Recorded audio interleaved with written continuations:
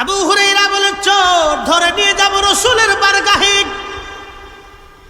আজ আর তোর উপরেই নাই, চুরি করতে আইছিস। নবীজি একদিন সাহাবী আবু হুরায়রাকে বলেন, আবু হুরায়রা রে, তুমি ওই বাইতুল মাল পাহারা দাও। হযরত আবু হুরায়রা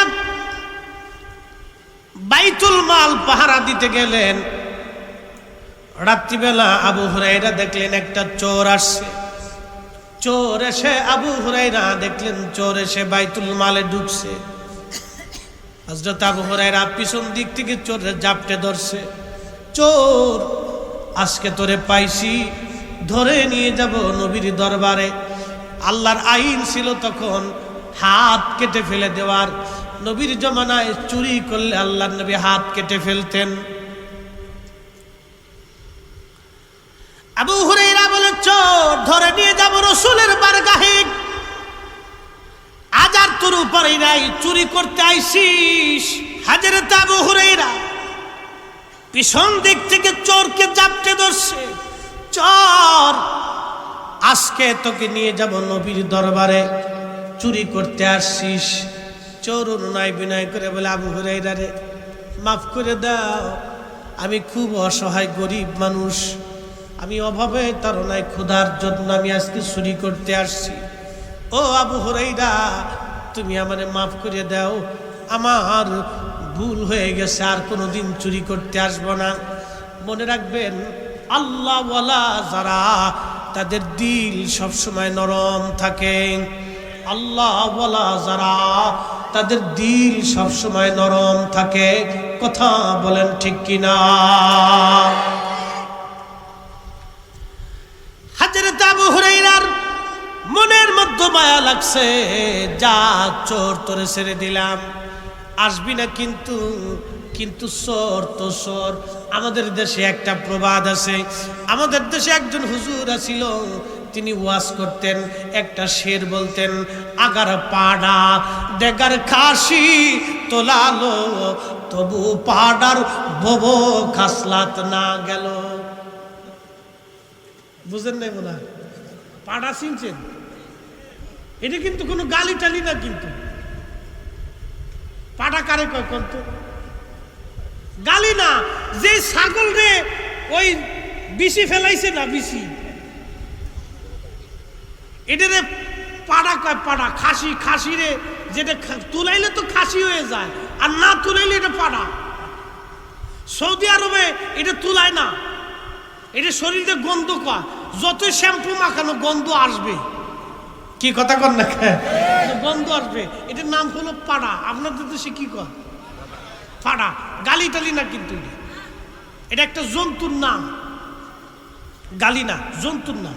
তো মনোযোগ দিয়ে, তো উনি বলতেন যে পাড়ারে যতই তুলাও, ওর যে একটা ভব খাসলাত ছিল, বদ চরিত্র, এটা আর কোনোদিন চেঞ্জ হয় না, ওই চরিত্র তার থাকে।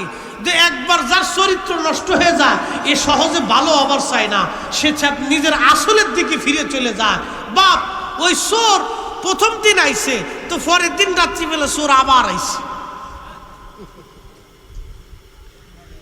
হযরত আবু হুরায়রা চিন্তা করলেন, চোর আবার আসছে, এই চোর আজকে আর সারা যাবে না, তুই আবার আসছিস। পিছন দিক থেকে চোরের জাপটে ধরছে।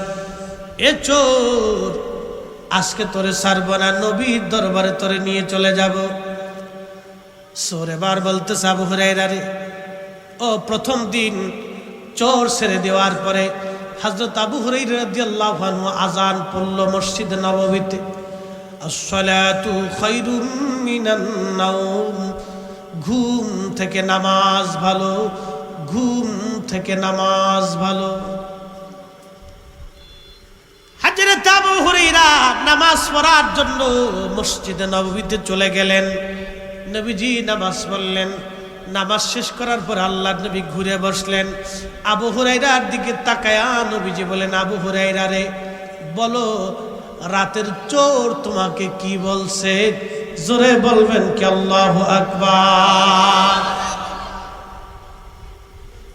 ঘটনা ঘটে বাইতুল মালে, নবী বৈশা বলতেছে মসজিদে নববীতে, ওরে আবু হুরায়রা, রাতের চোর তোমাকে কি বলছে? আবু হুরায়রা বললেন, ইয়া রাসূলুল্লাহি, ইয়া হাবিবাল্লাহ, রাত্রিবেলা চোর আমি ধরছিলাম, নিয়ে আসবো, কিন্তু অভাবের অনুযোগ দিয়েছে। অভাব অনটনের কথা বলাতে আমার মনে মায়া লাগছে। নবী গো, আমি চোর ছেড়ে দিয়েছি। আল্লাহর নবী মুস্কি হাসি দিয়া বলেন, আবু হুরায়রা রে, চোর মিথ্যা কথা বলেছে, আগামী রাত্রবেলা চোর আবার আসবে। আবু হুরায়রা বললেন, রাসূল বলেছে চোর আবার আসবে। আমার অন্তরের মধ্যে বিরাট বিশ্বাস জন্ম হয়ে গেল, চোর আবার আসবে, কারণ চোর আবার আসবে। নবী বলছেন চোর আসবে, রাসূলের কথা মিথ্যা হতে পারে না। একবার চিৎকার মেরে বলবেন কি, ইয়া রাসূলুল্লাহ, তুমি মোদের আশার আলো, তাই তো তোমায় বাসি ভালো। বলেন, তুমি মোদের আশা, তাই তো তোমায় হৃদয় নামের ফুলদানিতে, হৃদয়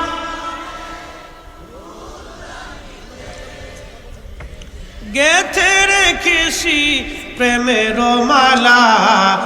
ইয়া রাসূলুল্লাহ, ইয়া হাবিবাল্লাহ, বলেন ইয়া রাসূলুল্লাহ, ইয়া হাবিবাল্লাহ, ইয়া রাসূলুল্লাহ। এর নাম ইয়াকিন। সাহাবীদের কলিজায় রাসূলের প্রতি ইয়াকিন। নবী বলছে চোর আবার আসবে, এটাই ঠিক। নবী বলেছে এটাই ঠিক, নতুন করে দলিলের প্রয়োজন নাই। নবী বলছে এটাই ঠিক, চোর আবার কালকে রাত্রিবেলা আসবে। আবু হুরায়রা বললেন, আমার কলিজার ভিতরে ইয়াকিন পরিপূর্ণ হয়ে গেল। আমি চোর ধরার জন্য পরের দিন বসে আছি, চোর আবার আসছে। পিছন দিক থেকে চোর জাপটে ধরলাম। চোর, কালকে বললি আর আসবি না, আজকে আবার আসছিস, ধরে নিয়ে যাব রাসূলের বারগাহে। চোর আবার অনুনয় বিনয় করে বলতেছে, আবু হুরায়রা রে, আমি বড় অভাবী, তুমি আমারে দয়া করে ছেড়ে দাও। আমার বাচ্চারা না খেয়ে আছে, ক্ষুধার কারণে আমি বাচ্চাদের মুখে খাবার দিতে পারি না রে। আবু হুরায়রা, আমি আসছি, আমারে তুমি মাফ করে দাও, ছেড়ে দাও। সাহাবীর মনে আমার মায়া লাগছে রে, চোর ছেড়ে দিয়েছে। ফজর আজান হলো, আসসালাতু খায়রুম মিনান নাওম, ঘুম থেকে নামাজ ভালো, ঘুম থেকে নামাজ ভালো। নামাজ পড়তে গেছে সাহাবী। নবীজি নামাজ শেষ করার পরে ঘুরে বসে আবার মুস্কি হাসি দিয়া বললেন, আবু হুরায়রা, রাতের চোর তোমাকে কি বলছে বলো। সুবহানাল্লাহ বলবেন। রাতের চোর কি বলছে তুমি বলো।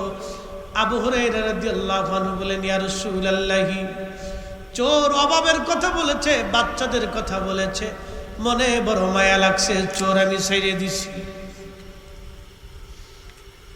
নবী মুস্কি হাসি দিয়ে বলেন, আবু হুরায়রা রে, চোর মিথ্যা বলেছে, আগামী রাত চোর আবার আসবে।